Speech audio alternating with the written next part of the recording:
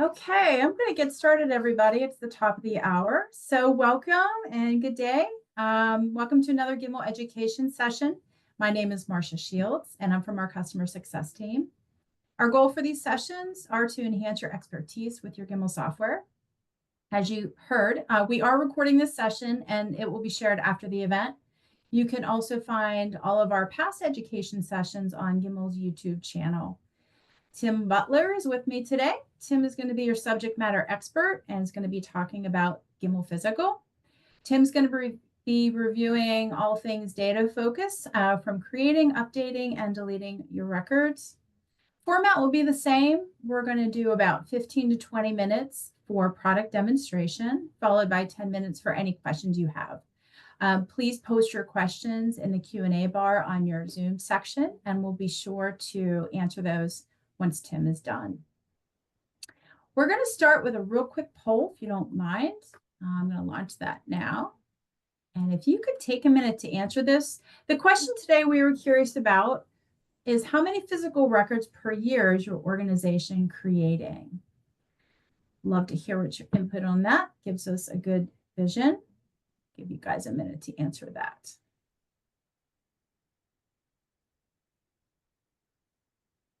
Getting mixed answers, Tim. As expected. Yeah, very mixed answers. Interesting, though.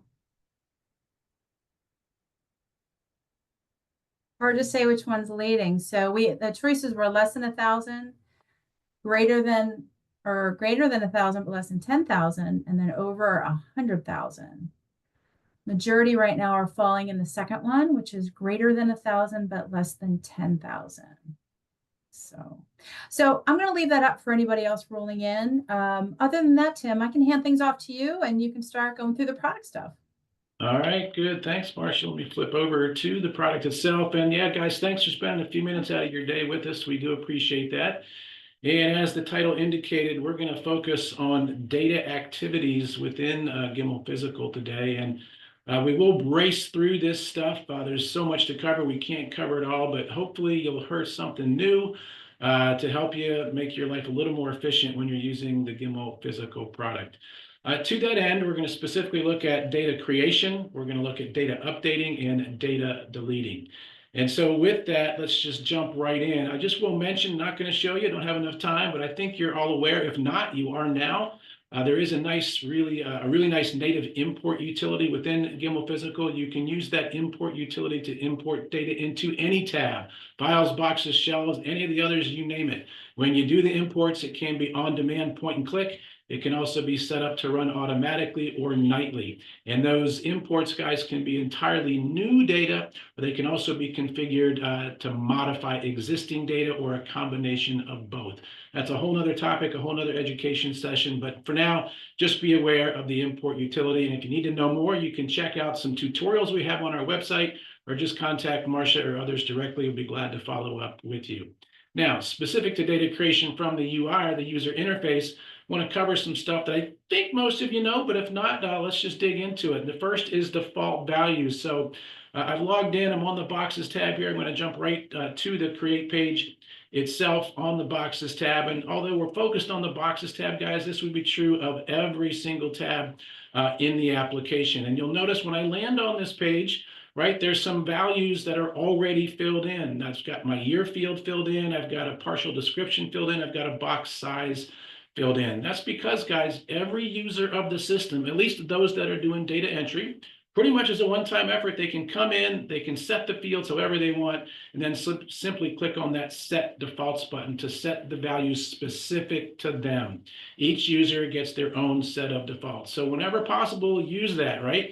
Just save some of that data entry time and make your lives a little bit easier. Second, under that heading of data creation beyond the default values, I want to query up some boxes here and talk about carry forward.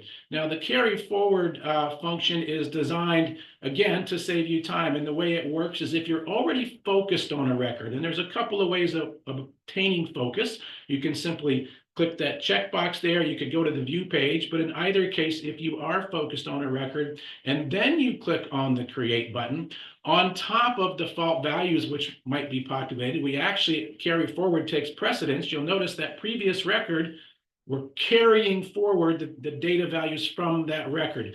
Won't have time to show you now, but under admin, under field display on that page, there's a place where you can designate of all of the fields that you have, which ones do you want to use during the carry forward operation. I think I have just about all of mine checked, but you see the end result here. It's just a nice way, if you're doing data entry for a number of records, and they're all very similar in terms of their data structure, then by all means use the carry forward feature, then just change the one or two fields you need to change before you click one of those save buttons. And actually when it's carry forward, often you'll use the save and new, because you just want to do one after another, and that carry forward operation will continue to work. Again, I'm on the boxes tab, but it's true of all of the tabs. One other nice feature concerning data creation involves the relationship between boxes and files. So let's come back to the page. Let's go to the view page for the box here. And this, of course, only really makes sense if you are tracking at the file level. It can be other examples of this as well, but primarily we're really talking about the relationship when you have boxes and files where the files are being contained within the boxes themselves. Outside of the whole carry forward capability when you're within a tab, so the example I used a second ago was carrying forward data within the boxes. Here we're talking about a feature known as carry over. So while I'm viewing the box, if I scroll down just a bit here, we're going to see a nice convenience link to start creating files within this box. Well, you'll notice, or maybe you didn't notice if you're paying real close attention, the organization value and the record schedule value, we actually carry those over from what their values were at the box level. Now you are free to change these. We do not enforce that all the files within a box must be of the same organization or must be of the same record schedule. But most of the time in real life, that is the case. When you're starting with a box, you're beginning to fill it with files. Generally speaking, the organization and the record schedule will be the same for the files within. So be aware of that. Hopefully a nice time-saving device for you, for those of you that are filling up your boxes with files. A newer feature, guys, I wanted to call your attention to here is something we call patterned sequence. And to that end, I want to direct your attention to these first three columns in the grid. And here's the idea, guys. Doesn't necessarily happen a lot, but we have enough clients that have wanted this that we recently put it in as a standard part of the functionality. This first column, this first field, box ID, is actually a calculated field. You're never going to, at least in my demo app here, you're never going to enter data directly in to that field. Rather, the way this operates is every time you do create a box, we're going to autofill the box ID, and you can probably figure it out just by looking, but we're going to fill the box ID with the year, followed by the abbreviation for the organization, and then a 4-digit sequential number. Now, you can actually make this patterned sequence field a combination of just about anything. There are certain limitations, so if you're interested in this, please reach out to us offline and we can walk you through the limitations of it. But the idea here is you could basically take any combination of fields and use that as a basis for a sequence. So to make this come to life just a little bit more, I'm going to go ahead and just filter this search where box ID contains ACC. And you'll notice if I go down at the bottom, the older records, it starts off 2020 ACC and it starts with the sequential number 1. And it just goes right up sequentially up to 13. So that if I go ahead and create, and I'll use carry forward here to save a little bit of time, create one more record here. I'm using carry forward, so I don't have to even really fill anything else in here. I'm going to go ahead and save this record. What's going to happen, and I'm just going to pull the curtain back a little bit, there are certain data activities that we do in the application, guys, where we rely upon a background service running in the background. Sequencing is one of them. So to manage your expectations a little bit, this pattern sequence feature, it is not instantaneous. It will take up to a minute or so to actually create and calculate that sequence and then populate the data. So that when I click the OK button and I come back, let's query again. I'm going to guess I'm not going to get that record yet because the sequence has not been created, but we will quickly find out. Come on. Yeah, not there yet. We'll come back to it later in a minute or two. You'll see another box created here, and it will have the box ID of 2020 ACC 0014. One other feature, guys, while we're waiting for that sequence to populate, that is pretty new to the software, and I'm going to jump over to the Files tab to highlight this guy here. We had this feature actually many, many years ago, kind of deprecated it because nobody was really using it, but we've reintroduced it based on market demand. And it's known as bulk create. So appreciate, right? You have an import utility, which is intended to import lots and lots of data, a form of bulk creation. You've also got from the application interface, single record data entry, or using carry forward, you can get more records in quickly. Well, kind of between those two is this bulk create capability. As with pattern sequence, there are some limitations here. So if this is of interest to you, let us know. We'll walk you through what those limitations are. But the basic idea is you can do this kind of thing. You can say, hey, you know what? I want to create a bunch of records. Now, the limitation here, or one of the limitations, is that you're really outside of the barcode. You're going to be creating identical records. Whatever number you put in here, and the real use case where we have seen this applied is for our clients where the centralized records management, whether it's at the file or the box level, they want to create the records ahead of time for various logistical reasons, and then let the end users kind of consume those records via updating the data in those records. So it's just a way to create a bunch of data all at once here. So move this out of the way so I can see it. I'm going to put in 10 records and do the bulk create. This also, guys, is an artifact of our background service. So it might take a minute or two to happen, but I think it'll be quite quick. So back on the Files tab now, we asked it to create 10 records, and indeed, there they are, right? Those guys at the top. 10 identical records with the exception of the barcode. As you can see, their barcode is indeed independent for each one. All right, quick overview there in terms of doing some data creation activities. Want to pivot now over to updating, and to that end, let's go back to the Boxes tab. All right, there we go. There's the record I was waiting for previously, my sequence value, the 0014. Just took it a minute or so to populate. Bulk create, or let me back up one step. I think everyone here is very familiar. For those users typically who have the ability to create data, they've also got the ability to update. Won't even bother to show it to you, right? You update, you type in whatever you want to type in, you save, and you've got your modifications. Two other manipulation tools, bulk update and search and replace, very powerful tools. Again, I think most of you are familiar with these, but you might not know everything that they can do. And I want to touch upon today some of the less used features here, but in the right situation can be quite helpful. Let's start off with, for example, I've got my whole 14 boxes in my application here. Let's use bulk update to populate these date values. So I'm going to jump into bulk update. I'm going to say, hey, for date from, I want to use 1/1/2024, just making anything up here. Let's go with 1/31. So I want to put in contents for January for all these fields. So I'm going to go ahead and I'm going to choose the, I want to make sure I do that. I'm going to choose the 14, not just the 1. I'm going to update the from date and the to date. Again, this could take just a second or two. We're going to give it a minute. I'm going to requery. Hopefully it won't take us too long here. There we go. So those ACC records that I had queried up, I've just bulk updated their dates to what I typed in to the bulk update field. Now, what some of you might not be aware of, or it might be the situation where you actually have seen it, but you were never quite sure what it did. So let me reduce again just to the ACC values, back to those same 14. Let's go back into bulk update. So you'll notice I made these all date from, date to for January of 2024. Well, let's say after you've done your bulk update, you say, oh my goodness, I didn't mean 2024, I meant 2023. Now, what you can do is you can use this date offset. Now, it would be the case if it really was all, in my example, all my boxes have the same range, but that's not always real life, right? Sometimes the ranges vary quite a bit, but still you want to alter the range by a set amount. In either case, what you can do is you can come in here and say, hey, you know what?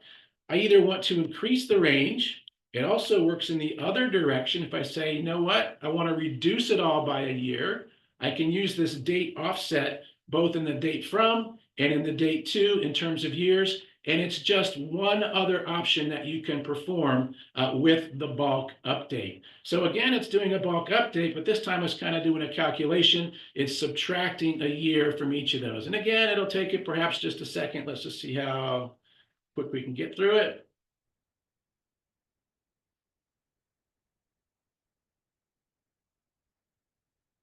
This tells me it's probably happening because it's taking a little bit longer. There we go. So all those records now have lost a year of time back now to 1/1/23 and 1/31/23. So be aware of that date offset. Hopefully it can help you in the right situation. One more thing with bulk update I want to call out. And again, let me go ahead and just do the ACCs. Come back to the same 14 records. Jump into the bulk update one more time. You can also, if you just kind of want to start over, right? You're like, I've got garbage in that field now. You can also use this clear, right? So whether it's the date fields or any of the fields, if you want to basically set their values back to a blank or a null value, simply check those clear field. And you'll see there's a clear field for all of the fields that are available with the bulk update. So just some variations here, guys, in terms of bulk update that you may not have been aware of. And then one more thing I want to call out about bulk update. It's really not especially a best practice, but we're going to tell it to you anyway. It can be super convenient. And to this example, I want to do the following. I want to say, hey, Gimmal Physical, show me all the boxes that are checked out to super user. All right. So I've got 16 boxes here, all checked out. I queried by current location super. 16 boxes, all with super user. A couple of them actually happen to be already deleted. Not a big deal.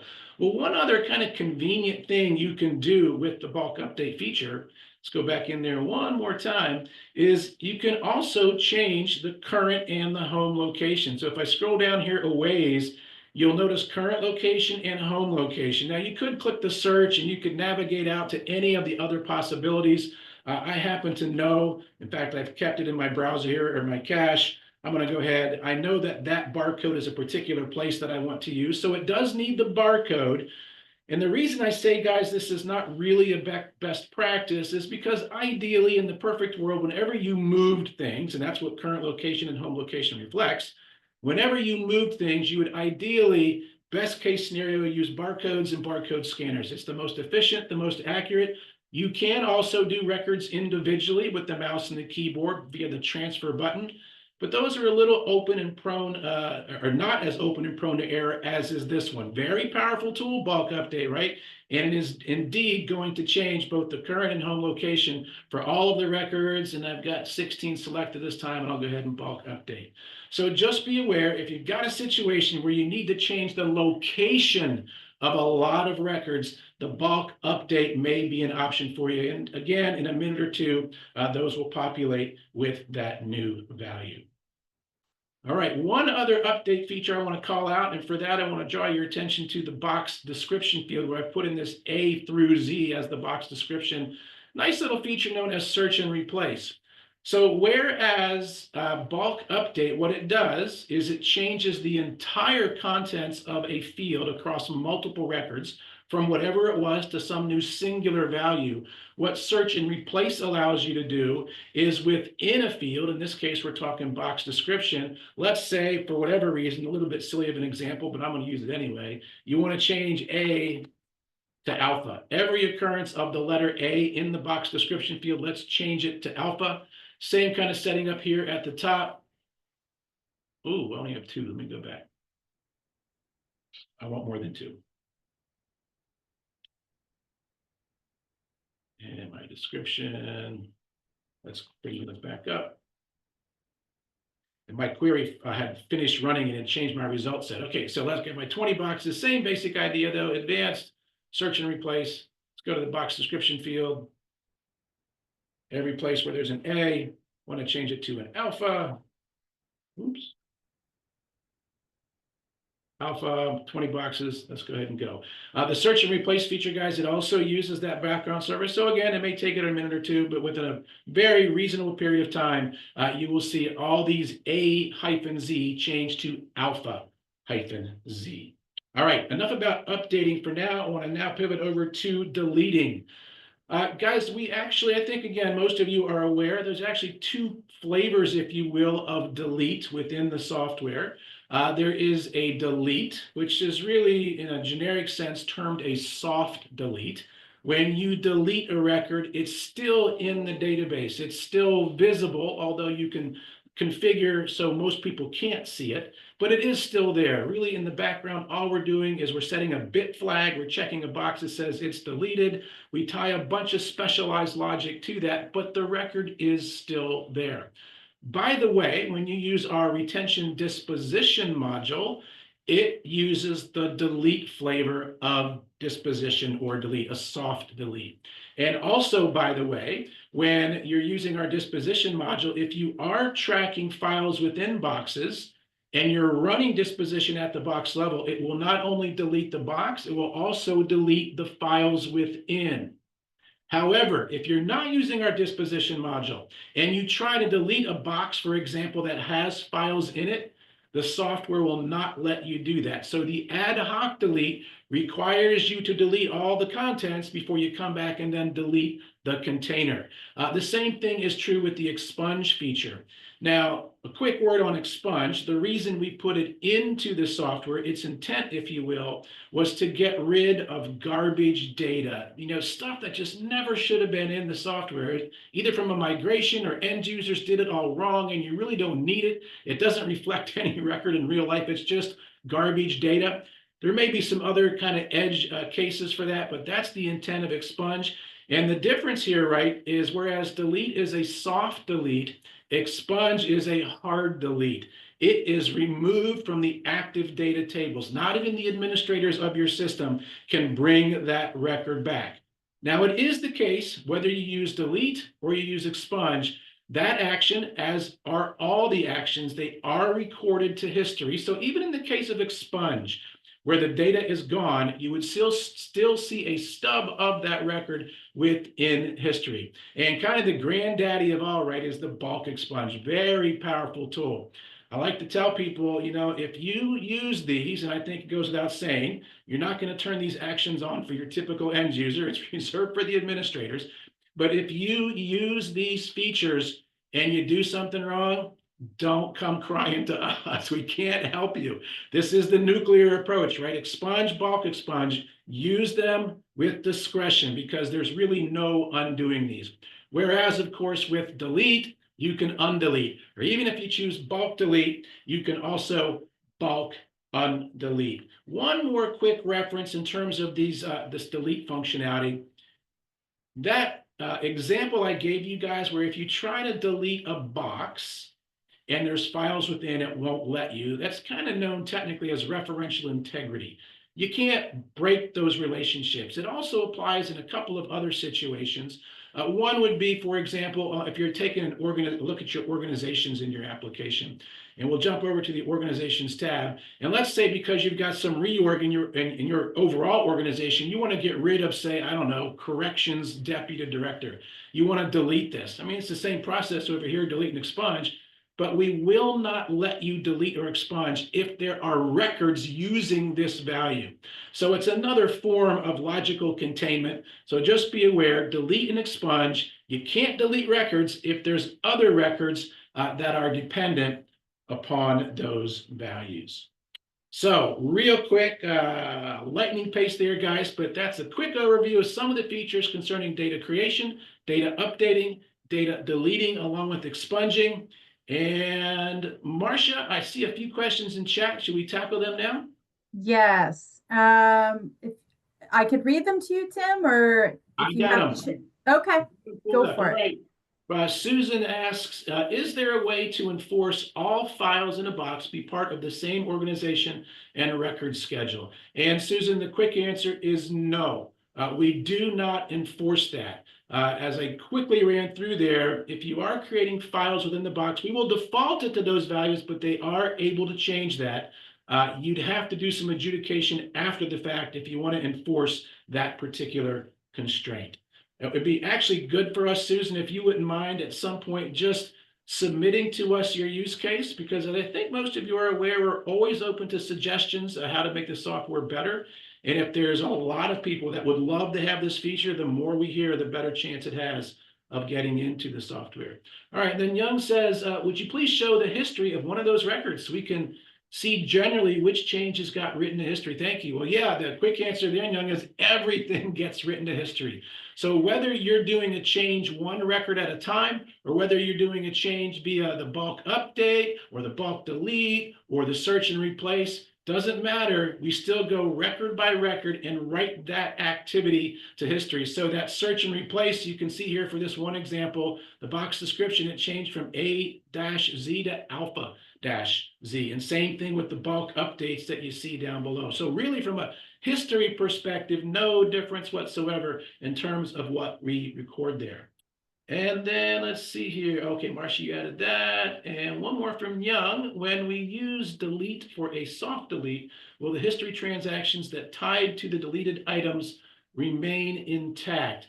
Well, I think I may have answered that already, Young, but in case I didn't, let me just reemphasize. When you say related records, you cannot delete a record if there's other records related to it. So if I'm understanding your question, we kind of nip that one in the bud. You just can't delete that record, so nothing would be written to history in that case. And I'm just looking at your question one more time, Young, make sure you didn't understand it or misunderstand it. With a history transaction tied, delete items. Yeah, I think I've covered that. If not, Young, please let me know either now or offline, and we can follow up in more detail. All right, guys, showing just a couple minutes left here in the session. Any other questions you'd like to submit? Going once, going twice. Please take a look, guys, what Marcia posted into the chat for some additional information. With that, then, let me jump us back to our presentation. Yeah, perfect. Perfect slide, Tim. Thank you. Yeah. Okay, so that's a wrap. Thank you, everybody, for attending. I appreciate it. We hope you enjoyed the session. As a reminder, we recorded this and we'll be sending you the recording link, so be on the lookout for that. What Tim showed here is our remaining upcoming education sessions for 2024. The next Gimmal Physical one will be December 5th, so we hope you can join us for that. We're going to be continuing these sessions in 2025, and we'll have that schedule out to you soon, probably within the next couple weeks. So be on the lookout for the first email and schedule for that. As always, if you do have suggestions for these sessions, please submit those to me and send them to my email. And if you want more information on today's session specifically, let me know. I can always grab Tim, but we appreciate you being with us today. Thank you, everybody. Have a great Thanksgiving if we don't see you till then.